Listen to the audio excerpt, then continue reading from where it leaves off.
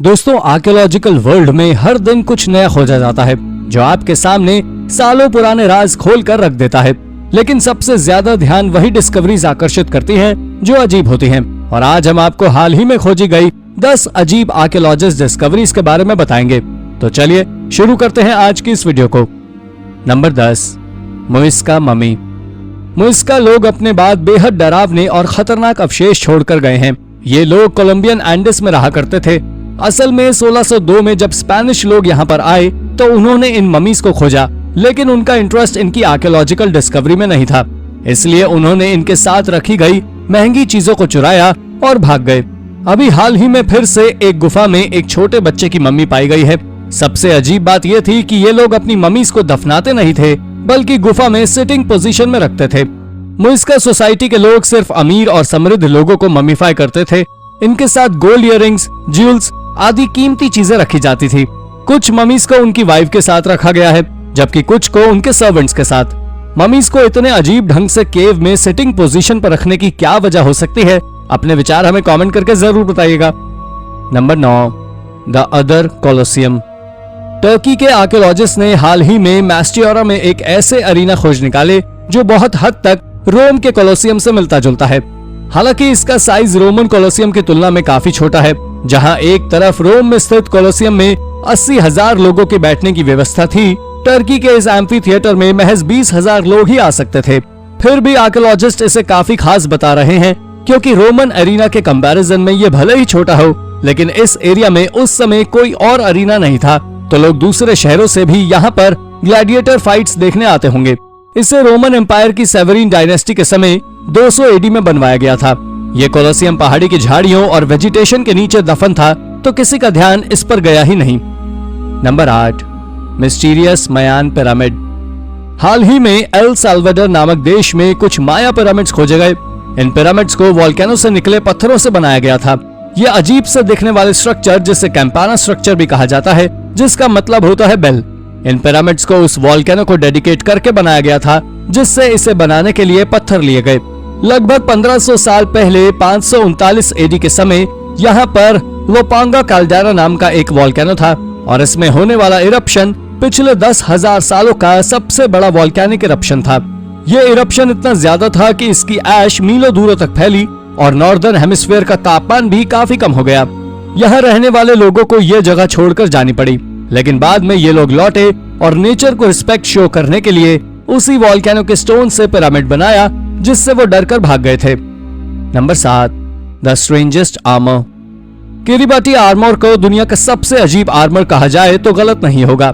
इस टाइप का armour independence Republic of किरिबाटी में, जो कि पैसिफिक ओशन के बीच में है, वहां पाया जाता था। आर्कियोलॉजिस्ट के अनुसार 3000 बीसी के समय इन आइलैंड पर लोग रहा करते थे।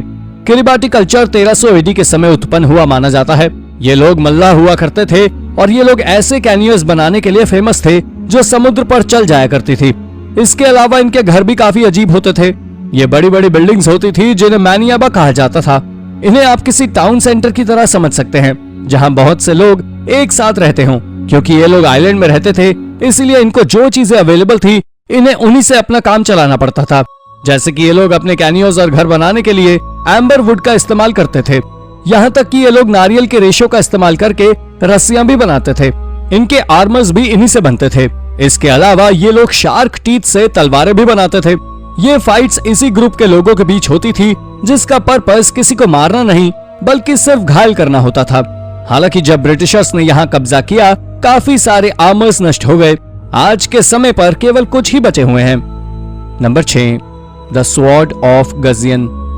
स्वॉर्ड ऑफ गजियन अब तक का खोजा गया सबसे लेजेंडरी वेपन है, जिसे 1965 में एक आर्कियोलॉजिकल सर्वे टीम द्वारा खोजा गया था।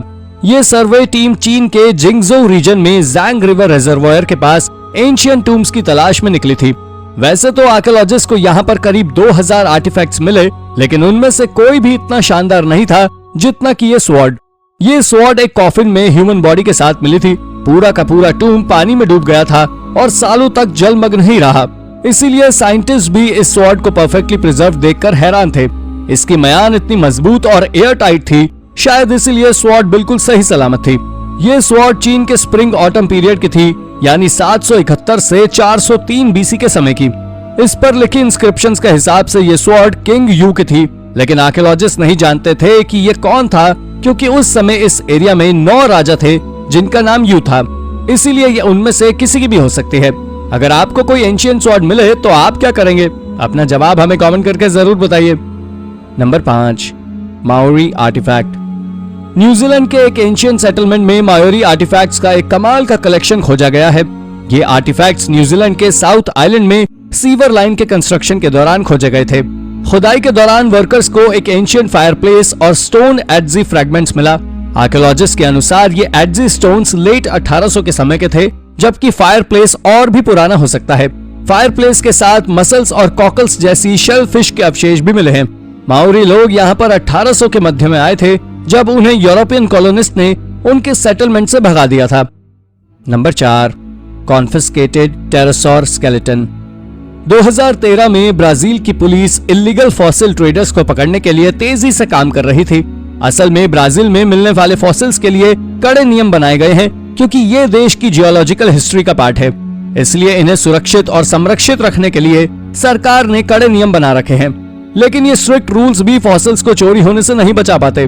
2013 में पुलिस ने एक आदमी को दुनिया में सबसे अच्छी तरह प्रिजर्व टेरोसॉरस बॉडी को ब्लैक मार्केट में बेचने से पहले ट्रैक कर लिया।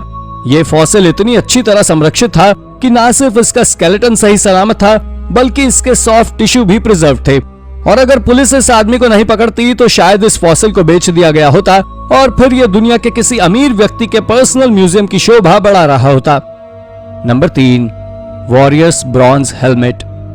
हाल ही में आर्कियोलॉजिस्ट को दुनिया का सबसे अच्छी तरह प्रिजर्व्ड हेलमेट मिला। यह हेलमेट एक ग्रीक वॉरियर का था। आर्कियोलॉजिस्ट के हिसाब से यह हेलमेट लगभग 3000 साल पुराना, यानी कि 6th सेंचुरी BC के समय का है। यह वही समय था जब ग्रीस के स्टेट्स का अपनी नजदीकी पर्शियन एम्पायर के साथ लगातार कॉन्फ्लिक्ट्स चलते रहते थे। इजराइल एंटिक्विटीज अथॉरिटी के हिसाब से यह हेलमेट कॉरिंथियन स्टाइल के आर्मर को रिप्रेजेंट करता है। कॉरिंथियन नाम ग्रीस के कॉरिंथ नाम के शहर के नाम पर पड़ा है, क्योंकि इस स्टाइल के आर्मर को सबसे पहले वहीं बनाया गया था। यह हेलमेट 2600 साल तक पानी में डूबा हुआ रहा और उसके बाद भी यह इतनी अच्छी तरह प्रिजर्व्ड है कि आप इसकी आंखों के किनारे पर बनी पीकॉक डिजाइन को साफ साफ देख सकते हैं। नंबर 2, एंशिएंट सी शेल हॉर्न। 1931 में आर्कियोलॉजिस्ट को फ्रांस की एक केव में एक सी शेल मिला। इस केव में कुछ प्री हिस्टोरिक वॉल पेंटिंग्स भी थी, जो कि लगभग 17,000 साल पुरानी है। आर्कियोलॉजिस्ट का मानना है कि जिसने भी इन वॉल पेंटिंग्स को बनाया होगा वही इस शेल का भी यूज करता होगा। पहले उनका मानना था कि इस शेल का प्रयोग सेरेमनीज में पेय पदार्थों को पीने के लिए किया जाता रहा होगा, लेकिन अब दशकों बाद आर्कियोलॉजिस्ट इस शेल का रियल यूज समझ पाए हैं। असल में ये ड्रिंकिंग ग्लास नहीं बल्कि एक म्यूजिकल इंस्ट्रूमेंट था और अब इसे दुनिया का सबसे पुराना म्यूजिकल इंस्ट्रूमेंट बताया जा रहा है। लेकिन इसका साउंड आपकी एक्सपेक्टेशन जैसा नहीं होगा। साइंटिस्ट का कहना है ऐसा इसलिए क्योंकि म्यूजिशियन ने इसे केव में बजाकर नहीं देखा है। क्या आप दुनिया के सबसे पुराने म्यूजिकल इंस्ट्रूमेंट्स को बजाकर देखना चाहेंगे? अपने विचार हमें कमेंट करके जरूर बताएं। Number 1, spiral of skeletons.